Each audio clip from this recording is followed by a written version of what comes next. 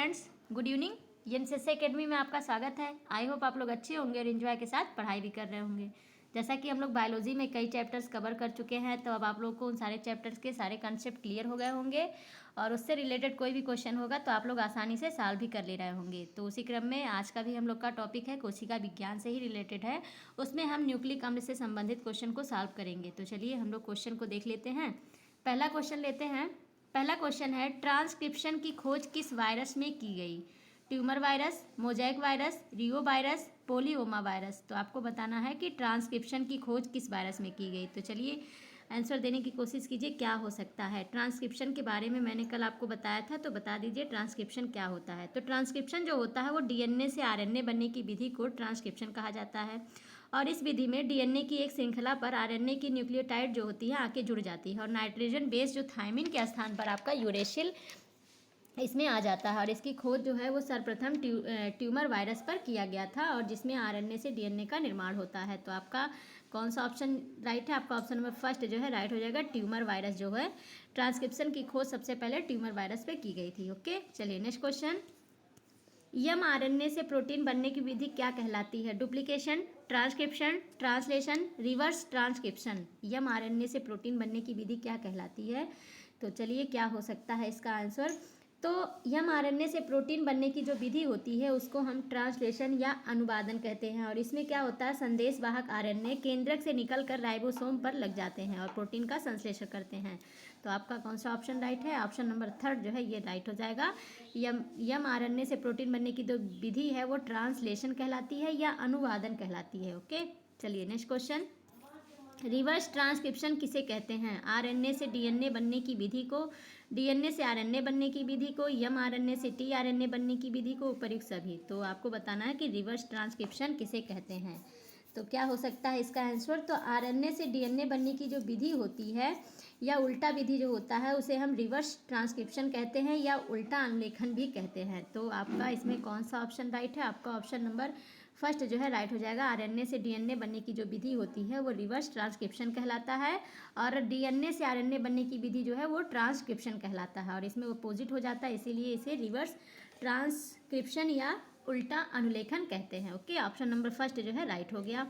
Next question देखते हैं।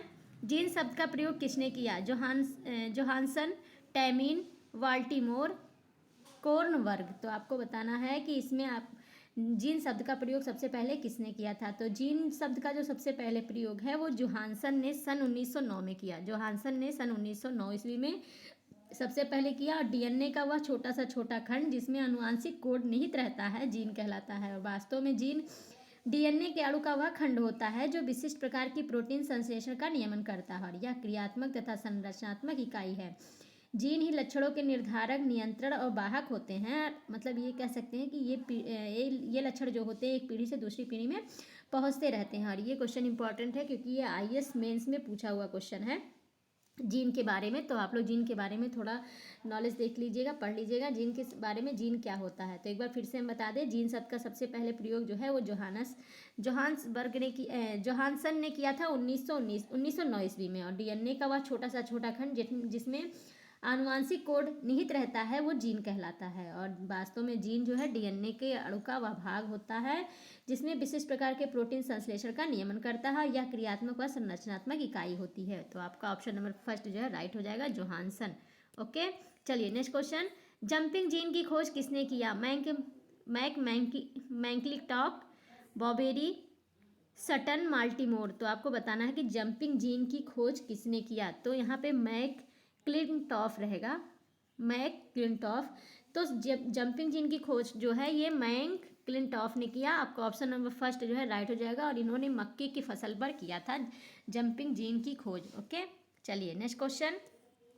Reverse transcription की खोज किसने किया था? रिवर्स ट्रांसक्रिप्शन की खोज किसने किया? टेमिन, वाल्टीमोर, एक व दो, दोनों, ना तो एक ना तो दो। तो चलिए इसका आंसर तो बता दीजिए। मैंने आपको बताया कि रिवर्स ट्रांसक्रिप्शन क्या होता है, तो इसकी खोज किसने किया था। तो रिवर्स ट्रांसक्रिप्शन की जो खोज है वो टेमिन और वाल्टीमोर ने सन 1975 ईस्वी में किया। सन 1975 ईस्वी में किया। और रिवर्स ट्रांसक्रिप्शन जो होता है वो आरएनए से डीएनए बनने की विधि को ही हम रिवर्स ट्रांसक्रिप्शन या उल्टा अनुलेखन कहते हैं। तो आपका ऑप्शन नंबर थर्ड जो है राइट हो जाएगा, एक व दो, दोनों। ओके, चलिए नेक्स्ट क्वेश्चन। निम्न में से कौन सा सही सुमेलित है? सिस्ट्रॉन कारिकी की इकाई, म्यूटान पुनर्संयोजन की इकाई, रिकॉन उत्परिवर्तन की इकाई। तो आपको इसमें बताना कौन सा सही सुमेलित है। कोई एक सही सुमेलित है तो आंसर देने की कोशिश कीजिए क्या हो सकता है। तो कुछ विद्वान जो होते हैं वो जीन को सिस्ट्रॉन, म्यूट्रॉन और रिकॉन मानते हैं। सिस्ट्रॉन की जो होती है वो कारिकी की इकाई होती है, सिस्ट्रॉन आपकी कारिकी की इकाई होती है। और म्यूटान जो होता है ये उत्परिवर्तन की इकाई होती है, उत्परिवर्तन की इकाई होती है। और रिकॉन जो होता है ये पुनर्संयोजन की इकाई होती है। तो आपका दूसरा तीसरा जो है अपोजिट कर दिया है, पहला जो है आपका सही हो जाएगा। सिस्ट्रॉन जो है ये कारिकी की इकाई है। ऑप्शन नंबर फर्स्ट जो है राइट है। Okay, next question. निम्न में से किस जंतु में पड़हरिम पाया जाता है? जंतु में बताना पड़हरिम किस में पाया जाता है? यूग्लिना, पैरामीशियम, अमीबा, उपर्युक्त सभी। तो क्या हो सकता है, कौन सा ऑप्शन हो सकता है? तो जैसा कि जो उच्च श्रेणी के जंतु और पौधों को देखने में जो है अंतर जो मिलता है और वे एक दूसरे से पृथक भी दिखाई देते हैं, लेकिन कुछ निम्न श्रेणी के जंतु और पौधों में सरलता से पहचाना भी नहीं जा सकता, पहचान भी नहीं किया जा सकता। फिर भी कुछ विशेषताएं होती हैं जो पौधे और जंतुओं को अलग करती हैं। उनमें जैसे विशेषता है आकार है, पड़हरिम है, प्रकाश संश्लेषण है, कोशिका भित्ति है, पोषण है, वृद्धि है, गति है, ज्ञानेंद्रियां है, सेंट्रोसोम है। इन सबके माध्यम से हम पौधों और जंतुओं में विभेद कर सकते हैं या उनको अलग कर सकते हैं। तो आकार के हिसाब से पौधों के शरीर का जो आकार होता है प्रायः निश्चित होता है और जंतुओं का जो आकार होता है वो एक निश्चित होता है। और पड़हरिम जो होता है कवकों, जीवाणुओं और पूर्ण परजीवी पौधों को छोड़कर शेष सभी पौधों की पत्तियों और शिशु पौधों के तनों में पड़हरिम पाया जाता है। युगलीना को छोड़कर किसी भी जंतु में पड़हरिम नहीं पाया जाता है। तो आपका इसमें कौन सा ऑप्शन राइट है? आपका ऑप्शन नंबर फर्स्ट जो है राइट हो जाएगा। युगलीना में ही पड़हरिम पाया जाता है, जो ऐसा जंतु है, एक प्रकार का जंतु है जिसमें पड़हरिम पाया जाता है। तो आपका ऑप्शन नंबर फर्स्ट राइट हो गया। Next question. निम्न में से किसमें पड़हरिम नहीं पाया जाता है? आपको बताना इनमें से किसमें पड़हरिम नहीं पाया जाता है।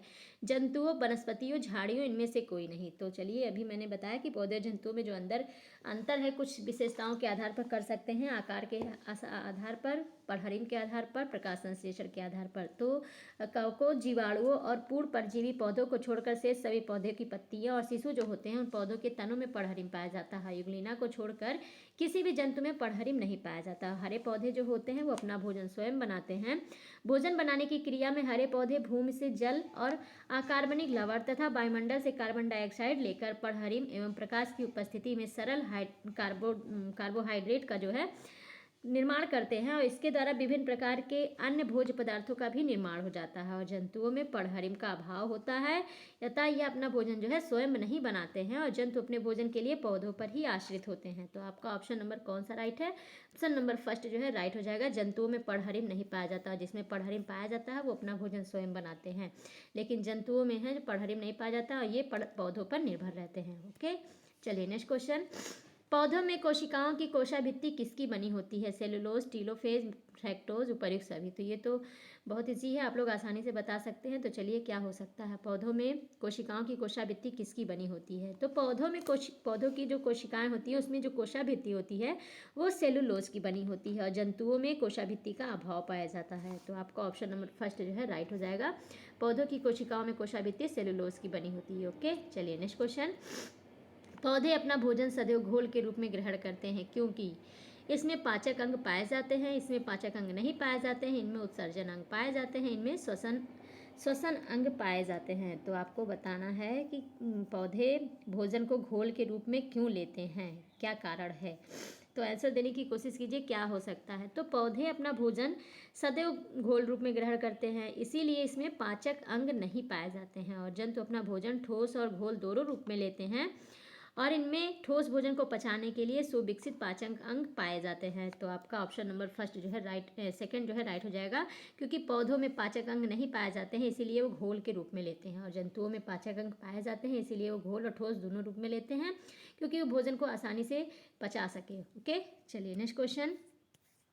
निम्न में से कौन से पौधे गमन करते हैं? डाइटम, ऑक्सीलेंटोरिया, क्लेमाइडोमोनास, उपर्युक्त सभी। तो इनमें से कौन से पौधे हैं गति करते हैं, गमन करते हैं, आपको ये बताना है। तो अधिकांश पौधे जो होते हैं वे अपनी आवश्यकताओं की पूर्ति एक स्थान पर ही रहकर कर लेते हैं, एक स्थान पर ही रहकर अपनी जड़ों या मूलोभाषों द्वारा पूरी तरह कर लेते हैं। और कुछ पौधे जैसे डाइटम है, ऑक्सीलेंटोरिया है, क्लेमाइडोमोनास है आदि जो है गमन करते हैं और प्रायः सभी जंतुओं में गमन होता है। कुछ जंतु हैं जैसे मूंगा है, स्पंज है, कोरल है, ये सारे जो हैं स्थिर रहते हैं। तो आपका ऑप्शन नंबर फर्स्ट जो है राइट हो जाएगा। डायटम जो है ये गमन करते हैं। ओके, चलिए नेक्स्ट क्वेश्चन। पौधों में किस अंग का अभाव होता है? तंत्रिका तंत्र, क्रियानेंद्रिय, एक व दो दोनों, ना तो एक ना तो दो। तो पौधों में किस अंग का अभाव होता है? पौधे में कौन से अंग नहीं पाए जाते हैं, ये बताना है। तो पौधों में तंत्रिका तंत्र और ज्ञानेंद्रियों का अभाव होता है। जंतुओं में प्राय तंत्रिका तंत्र और ज्ञानेंद्रियां दोनों पाई जाती हैं। तो आपका ऑप्शन नंबर थर्ड जो है राइट हो जाएगा, एक व दो दोनों। ओके, चलिए नेक्स्ट क्वेश्चन। कुछ निम्न श्रेणी के पौधे जैसे शैवाल व कवक को छोड़कर अधिकांश पौधों की कोशिकाओं में किसका अभाव होता है? क्रोमोसोम, सेंट्रोसोम, मीसोसोम, गाल्जी का है। तो चलिए बता दीजिए क्या हो सकता है। कुछ निम्न श्रेणी के पौधे जैसे शैवाल हैं, कवक को छोड़कर अधिकांश पौधों की कोशिकाओं में किसका अभाव होता है? तो जो कुछ श्रेणी के जो पौधे होते हैं, कुछ निम्न श्रेणी के जो पौधे होते हैं, उसमें जैसे शैवाल है, कवक है, ये दोनों जो हैं निम्न श्रेणी के पौधे हैं। इनको छोड़कर जो अधिकांश पौधे होते हैं उनकी कोशिकाओं में सेंट्रोसोम का अभाव होता है। जंतु की जो कोशिका होती है उसमें केंद्रक के पास सेंट्रोसोम पाया जाता है। तो आपका ऑप्शन नंबर सेकंड जो है राइट हो जाएगा, सेंट्रोसोम। ओके, चलिए नेक्स्ट क्वेश्चन। मात्र कोशिका से पुत्री कोशिकाओं के निर्माण की क्रिया को कहते हैं? कोशिका विभाजन, सूत्री विभाजन, आसूत्री विभाजन, संतति कोशिका। तो आपको बताना है कि जो मात्र कोशिका से पुत्री कोशिकाओं के निर्माण की जो क्रिया है वो क्या कहलाती है, क्रिया को क्या कहते हैं? तो चलिए आंसर देने की कोशिश कीजिए, क्या हो सकता है। तो मात्र कोशिका से पुत्री कोशिकाओं का जो निर्माण होता है वो आपका कोशिका विभाजन कहलाता है। तो मात्र कोशिका से पुत्री कोशिकाओं के निर्माण की जो क्रिया होती है वो कोशिका विभाजन, सेल डिवीजन कहलाता है। कोशिका बनने से लेकर जो इसके विभाजन द्वारा संतति कोशिका बनने तक जो क्रिया होती है वो कोशिका चक्र कहलाती है। और हार्वर्ड और पेल्फ ने कोशिका चक्र को 4 चरणों में विभाजित किया था, जिसमें जीवन अवस्था, G2 अवस्था, यस अवस्था, यम अवस्था शामिल है। तो आपका ऑप्शन नंबर फर्स्ट जो है राइट हो जाएगा, कोशिका विभाजन। ओके, चलिए नेक्स्ट क्वेश्चन। कोशिका चक्र को 4 चरणों में किसने विभाजित किया? हार्वर्ड, पेल्फ, एक व दो दोनों, ना तो एक ना तो दो। तो कोशिका चक्र को 4 भागों में, 4 चरणों में किसने विभाजित किया? अभी मैंने आपको बताया। तो चलिए जल्दी से आंसर दे दीजिए, क्या हो सकता है, कौन सा ऑप्शन आपका राइट हो सकता है। तो मात्र कोशिका से पुत्री कोशिकाओं के निर्माण की क्रिया जो है वो कोशिका विभाजन कहलाती है। और कोशिका बनने से लेकर इसके विभाजन द्वारा संतति कोशिका बनने तक होने वाली जो सारी प्रक्रिया है वो आपका कोशिका चक्र कहलाता है। और हार्वर्ड और पेल्फ ने कोशिका चक्र को 4 चरणों में विभाजित किया था, जीवन अवस्था, G2 अवस्था, यस अवस्था, यम अवस्था। और इन चारों को जो होते हैं आप अंतरावस्था भी कहते हैं। G1 अवस्था जो होती है उसमें RNA तथा आवश्यक प्रोटीन का संश्लेषण होता है। और यस अवस्था में DNA संश्लेषण का इसमें DNA संश्लेषण का जो है उसमें संश्लेषण होता है। और आपके G2 अवस्था में विभाजन की तैयारी होती है। और यम अवस्था में कोशिका का विभाजन होता है। फिर इसको पुनः 5 चरणों में बांट देते हैं, जिसमें प्रोफेज, मेटाफेज, टीलोफेज और साइटोकाइनेसिस शामिल हो जाते हैं। इन चारों को मिलाकर माइटोटिक अवस्था या यम फेज कहते हैं। तो आपका इसमें ऑप्शन नंबर थर्ड जो है राइट हो जाएगा। हार्वर्ड और पेल्फ ने कोशिका चक्र को 4 चरणों में विभाजित किया। ओके, चलिए नेक्स्ट क्वेश्चन। DNA तथा हिस्टोन प्रोटीन कोशिका चक्र की किस अवस्था में बनते हैं? G1 अवस्था, यस अवस्था, यम अवस्था, G2 अवस्था। DNA तथा हिस्टोन प्रोटीन कोशिका चक्र की किस अवस्था में बनते हैं? तो अभी मैंने आपको बताया है।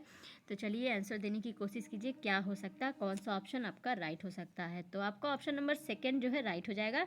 यस अवस्था जो है उसमें आपका DNA और हिस्टोन प्रोटीन कोशिका चक्र की अवस्था में बनता है। यस अवस्था में DNA और हिस्टोन प्रोटीन दोनों बनता है। तो आपका ऑप्शन नंबर सेकेंड जो है राइट हो गया। Next question.